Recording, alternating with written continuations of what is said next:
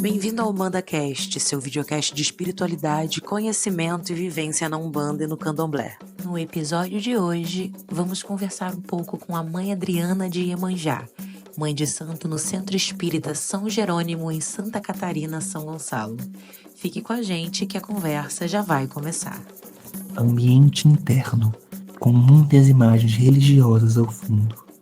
Em frente ao congá, duas pessoas estão sentadas lado a lado, com microfones de lapela presos à roupa. À esquerda, um homem, de blusa verde, brinco e cabelo longo e cacheado.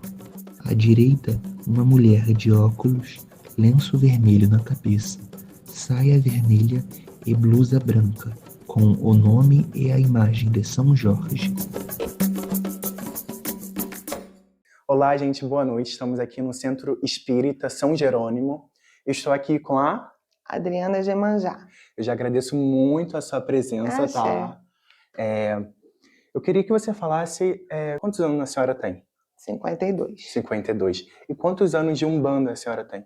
16. 16. E como começou essa trajetória? Foi algo vindo de berço? Foi um chamado espiritual? Como que aconteceu? Então, o nosso centro ele foi fundado pelo meu avô, né? E meu avô era bem mais velho que a minha avó. Aí, com a morte dele, a minha avó assumiu, que caiu para ela, né? Aí, com a morte da minha avó, caiu para o meu pai. Aí, com a morte do meu pai, caiu para mim, entendeu? Aí, só que eu demorei um pouquinho para entender e aceitar a minha missão, né? Porque eu tenho irmãos que já são mais velhos que eu na religião, né? E eu achava que ia cair para eles, entendeu? Até eu compreender, né, que a missão caiu para mim e tudo, eu levei 10 anos. Caraca. 10 anos para compreender a ficha cair, que eu que tinha a missão. Mas eu acredito que na minha religião nada é por coincidência. Eu acredito que Pai Oxalá, ele aguardou o meu tempo, né? Meu tempo de aceitação, meu tempo de compreender. E ele plantou o amor dentro do meu coração, que foi na Umbanda. E foi alimentando até hoje em dia, né? Até hoje em dia. Tem um legado. Exato. Então foi um chamado mais de herança familiar, e até você entender. É isso, maturidade, né? Isso. O amadurecimento. E como a sua casa trabalha? É Umbanda pura? Então, na época da minha avó e do meu avô, era Umbanda pura, Umbanda tradicional. Mas aí, com a direção, vou botar assim, né, do meu pai, ele era candomblessista, ele traçou. Então, a minha casa ficou Umbanda tradicional, mas traçada. Entendeu? Mas traçada só no sentido de que eu tenho 2 orixás firmados lá na porteira, né? Mas o culto, os rituais que nós usamos aqui é todo de Umbanda. E qual que seria o princípio da Umbanda? Qual é a lei que rege a Umbanda? É amor e a caridade. Amor e a caridade. Em todos os momentos. Em tudo, né? Muito legal. A senhora, você trabalha com orixá, né? Teria um Deus dentro dessa religião? Tipo, um regente? É uma hierarquia? Orixá na Umbanda, ele é energia. Ele é energia da natureza, né? É assim, Pai Oxalá, né? Mas acima dele tem o Ororum, né? Que quando ele construiu o planeta, ele separou as energias para que cada um deles tivesse um ponto de força para ajudar a humanidade, entendeu? A gente acredita, né? Que eles chegaram um tempo viver aqui entre a gente, né? E depois foi tirado essa bênção, né? Essa dádiva. É claro que na Umbanda antiga, a Umbanda vive sem orixá. A antiga Umbanda, antes de Zélio, porque quem trouxe o orixá para dentro da Umbanda foi Zélio, né? Com o orixá Malê dele, um guia que ele tinha, né? Sim. Que trouxe para dentro da Umbanda os orixás, porque antes, nas outras, as antigas Umbanda, vamos botar assim, né, que não tinha esse nome, elas não cultuavam já cultuava as linhas de trabalho, preto velho, caboclo, boiadeiro, entendeu? Na sua visão, você acha que mudou muito a religião, tipo, desde o Zélio? Mudou. Quais seriam esses pontos que mudou? Você acha que... A Umbanda está se perdendo, né? Os cultos, né? Os rituais da Umbanda, na realidade. O meu ponto de vista, né? Sim, com Muitas certeza. casas, elas estão fazendo muito cultos voltados para o candomblé, né? Existem duas religiões distintas, elas não se misturam. O candomblé é candomblé, a Umbanda é Umbanda, entendeu? E os cultos, eu explico para eles aqui o que é um e o que é o outro. Porque eu não sei se eu falei para você, mas eu sou feita no candomblé. Aí eu consigo distinguir e trazer isso para eles aqui, para mostrar o que uma religião faz e o que a outra faz, né? É que a Umbanda é uma metalinguagem bastante... Ela pega um pouquinho de cada coisa? A Umbanda ela é uma mistura, né? Eu costumo dizer que ela é uma árvore acoplada, cheia de galhos, né? E que todos eles, no final, saem numa mesma raiz, né? Mas a gente precisa entender que, mesmo assim, ela tem os rituais dela. Ela tem o que é dela em particular, né? Que ela não precisa ficar usando rituais das outras religiões, ela né? tem sua própria raiz. Tem. Ela tem o sacudimento, ela tem as deitadas, ela tem o ritual camarim, que todo mundo já conhece, entendeu? E estão se perdendo isso tudo. Você poderia só explicar o que seria sacudimento? Então, o sacudimento é o que a Umbanda faz para limpar a pessoa. No candomblé é chamado de ebó, né?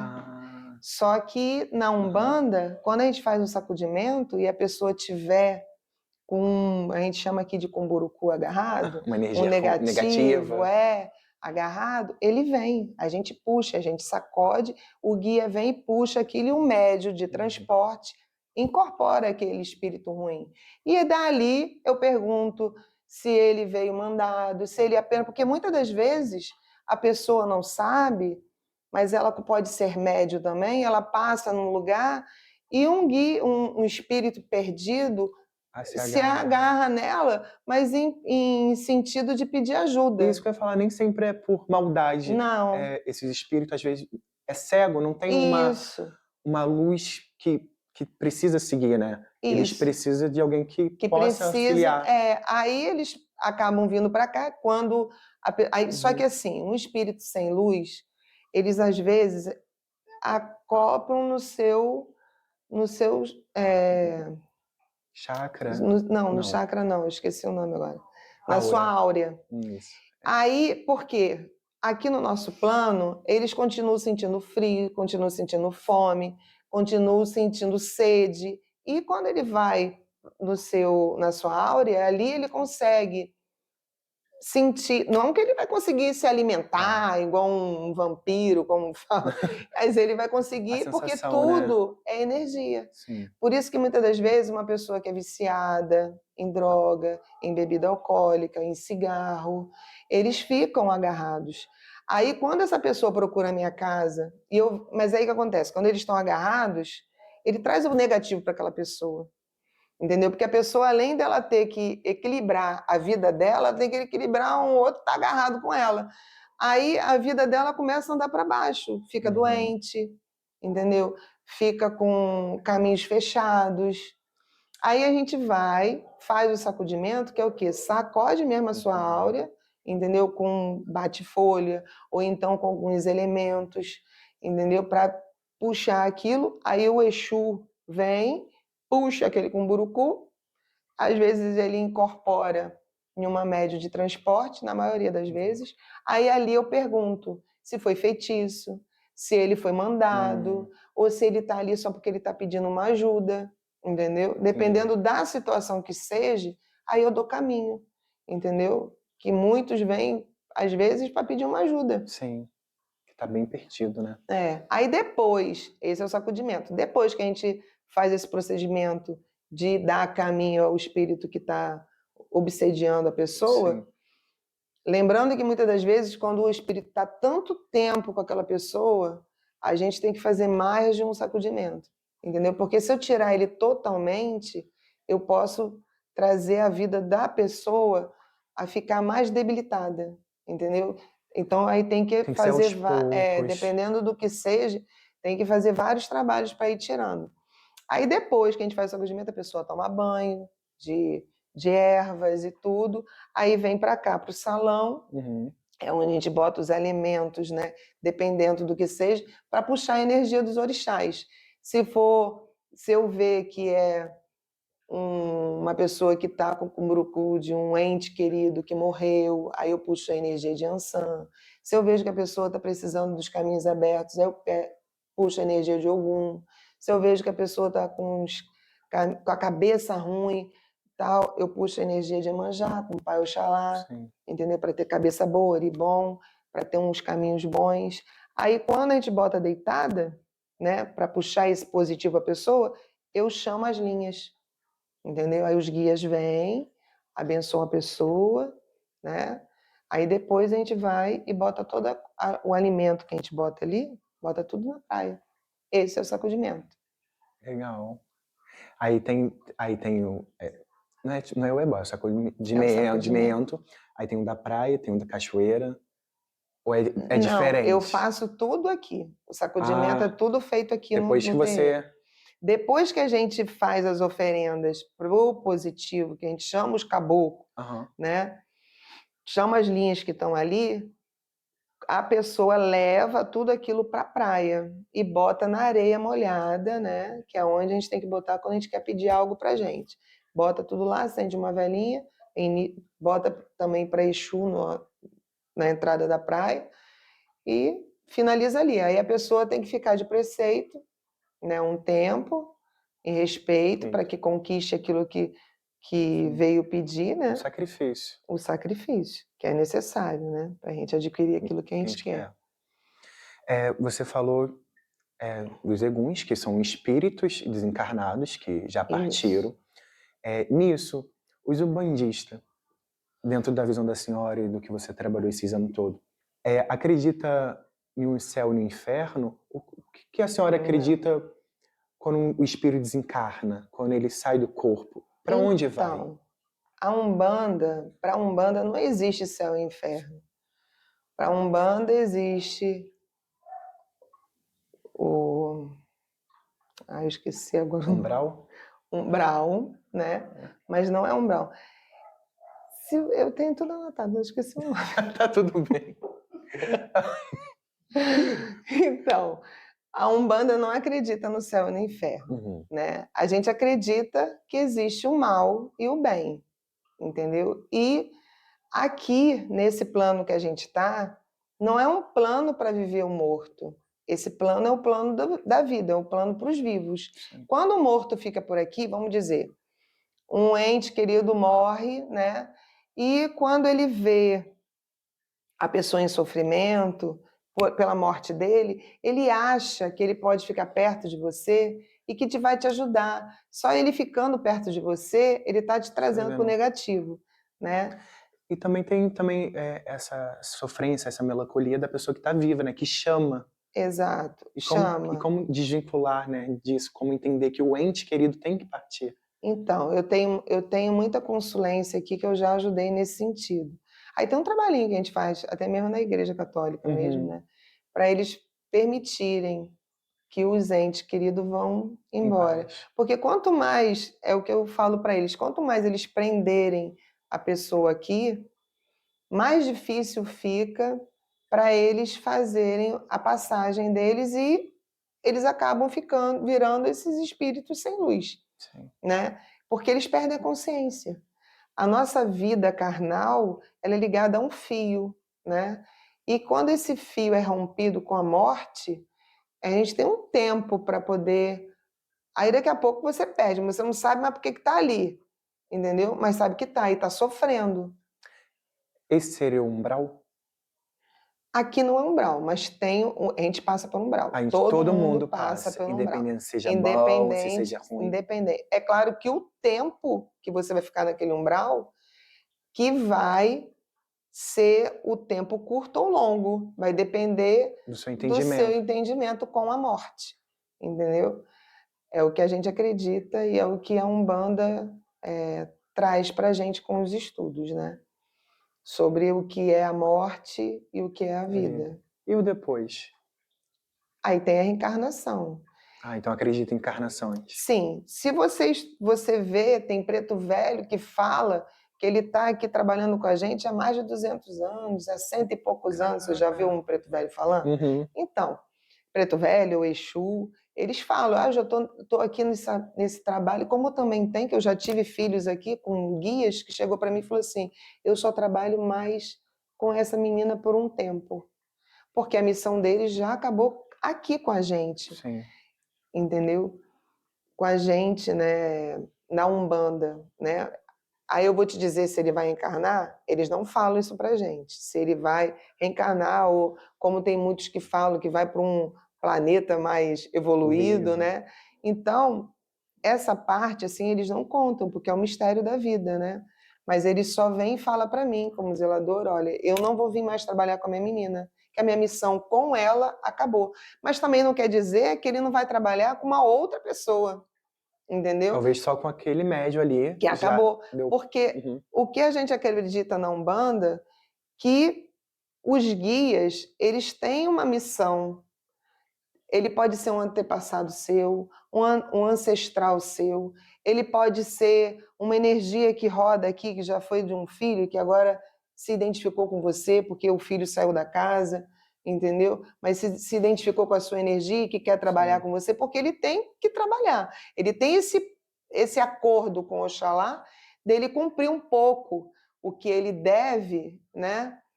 Porque nós aqui, o que é uma casa de Umbanda? É um hospital. O que o Brasil ele gerou com tudo que aconteceu aqui aos anos passados, vamos dizer assim, desde a descoberta do Brasil, muitas coisas ruins. O Portugal mesmo só trazia para cá coisas ruins. Era assassinos, né? Eram pessoas que deviam muito, entendeu? Para colonizar o Brasil, entendeu? Então, essas almas, elas ainda estão presas aqui e estão trabalhando para poder pagar um pouquinho do que deve, né? Vamos botar assim, né? Para poder ser evoluído, né? Para conseguir ir para um lugar melhor ou até mesmo reencarnar, entendeu? E aqui a missão deles é nos ajudar a conseguirmos evoluir, né? Uhum. A senhora também falou sobre que não acredita no céu e no inferno. Não. E por que as pessoas tanto associam a imagem de Exu ao diabo? Exu não é o diabo, mas as pessoas que não conhecem a nossa religião identificam ele como sendo mal, né? Mas na época dos escravos, eles até faziam as imagens de Exu com rabo, chifre, tudo, para amedrontar os senhores, né? Para botar um pouco de medo neles, né? Mas, e também, na época da escravatura, teve um menino, que o nome dele era Samuel. Assim, eu não sei qual o nome dele que seria em Yorubá, né? Porque ele falava em Yorubá, na época ele veio de lá pequeno, assim que ele chegou aqui, a família dele morreu, teve a abolição dos escravos. Aí ele não foi deportado porque ele não tinha família nenhuma, então ele foi adotado pelos americanos. E ele foi criado dentro da cultura, né, catolicismo e tudo mais. Aí, quando eles viram que ele sabia a língua iorubá, pediram para ele traduzir a Bíblia, né, com iorubá. Só que aí ele colocou, né, o Exu, ele botou Exu como sendo o diabo no meio da história toda. Porque tinha que ter uma figura vilã. Que traz isso, né? Puxa, o cristianismo. E na nossa cultura, a gente nem acredita no inferno, né? E o Exu, pra gente, ele traz vida, não traz a morte. Sim. É claro que eu não vou te dizer que não existe a macumba do mal, né? Mas essa macumba do mal não são os guias de luz que trabalham, que fazem. É a partir do próprio ser humano. é o homem que tem o mal no coração e que vai lá e faz o mal para o próximo. É claro que aí toca nesse ponto que a gente estava falando, que quando o homem faz o mal, esse espírito que está perdido, vagando, que está querendo também energia de alguma coisa, ele vai lá e pega esse mal. Quando eu faço sacudimento, o espírito que vem não é um espírito de luz, tá entendendo? É um espírito que está perdido e que acaba fazendo mal para os outros, porque o homem pediu para ele fazer, entendeu? Sim. Em troca de alguma coisa, em troca de uma cachaça, em troca de uma bebida, em troca de alguma coisa, e ele foi lá e fez, entendeu? E a nossa missão é ajudar ele também a entender que o mal não leva a nada, entendeu? E que ele precisa também evoluir, né? E que após a morte, a vida é meio contraditório, né? Após a morte, a vida continua. Após a morte, ainda continua, entendeu? A gente tem uma continuidade, tem que cumprir o que você foi determinado por Oxalá, em alguma forma, de algum jeito, entendeu? E é isso, né? Quando antes de encarnar, a gente vem com missões na Terra. Exato. Você como mãe de santo. Você... Nós estamos aqui, não é à toa, hoje, tudo nesse tem um dia. porquê. Tem. Eu não acredito, na minha religião não acredita em coincidências. Acredita tudo tem um motivo, que tudo tem um motivo. Já está tudo nessa escrito. Vida. Exato. Você, se fosse para dar um conselho para quem fosse entrar na religião hoje, qual que seria? Porque eu acho que as pessoas têm uma visão ainda muito deturpada do que ainda seria a religião. Eu vou entrar na religião para conseguir dinheiro. Vou entrar na religião para conseguir aquele amor. Então... Será que é por aí? Não. Então, se alguém se identificar com a religião, o conselho que eu dou, procure uma casa séria, uma casa que realmente tem os pontos que a Umbanda traz, que é o quê? Amor e a caridade. Aprenda a estudar o pai de santo, zelador daquela casa, ver o que ele faz pelo próximo, conhecer a vida dele, a história dele espiritual mesmo, né? E entender que o que a gente tem na Umbanda é a caridade, e isso custa, não é dinheiro, isso custa a sua energia, o seu comprometimento com a casa que você escolheu, isso custa tempo seu que você escolheu ali para cuidar e fazer a caridade ao próximo, nem que seja para lavar um banheiro, nem que seja para varrer um salão, entendeu? É porque tem isso, né? Porque eu, assim, não sei o que eles acham, né? Mas tem um pensamento que ronda de, eu vou chegar lá, vou receber 7 entidades e vou embora. Não. Mas tem toda uma coisa, é uma família, né? Exato. Que tem que cuidar, que tem que respeitar, que tem que amar. E ser macumbeiro, né? Vamos botar assim, ser espírita, né? Umbandista, né? Vamos botar assim. Não vai te dar dinheiro, não. E vou te avisar, muitas das vezes, quando você entra para a casa de Umbanda, eu falo isso para os meus filhos da casa, muitas das vezes quando você entra para a casa de Umbanda, a sua vida cai. Mas porque os guias, eles testam. A espiritualidade está sempre testando a gente em todos os momentos, mas você não pode deixar a fé abalar. Vai haver provações, a sua vida, vamos dizer, você está ganhando bem, você está bem de vida, aí você entra para Umbanda, ai meu Deus, mas perdi meu emprego, perdi meu carro, perdi a mulher, perdi tudo, depois que eu entrei para Umbanda, porque eles te testam. O que mais faz você mover dentro da Umbanda é a sua fé. Sim. Não o que eles passam, os guias sempre vão te passar, que não é dinheiro que vai te trazer felicidade, não é o seu coração, o seu bem-estar, entendeu? A sua fé. Você tem que entender que trabalho foi feito para a gente, não é pra, tudo bem, se a gente ficar rico, axé, né? Axé, mas a vida foi dada para a gente a ponto, não é à toa, tem gente que vive sem objetivo de nada, né? Vive só por viver, corre atrás só de dinheiro, dinheiro, dinheiro, né? E a vida não é só isso, sem propósito. Aí quando vê, tá mergulhado em várias coisas. Aí a espiritualidade, ela ajuda a gente a entender essa parte, né? Entender que a gente tem uma missão na vida além do que isso. Não é, a caridade não é só fazer comida e lá dar para as pessoas de rua, para os moradores de rua. Caridade não é só isso. Tem pessoas que acham, eu já dei um leite lá no asilo de não sei de onde.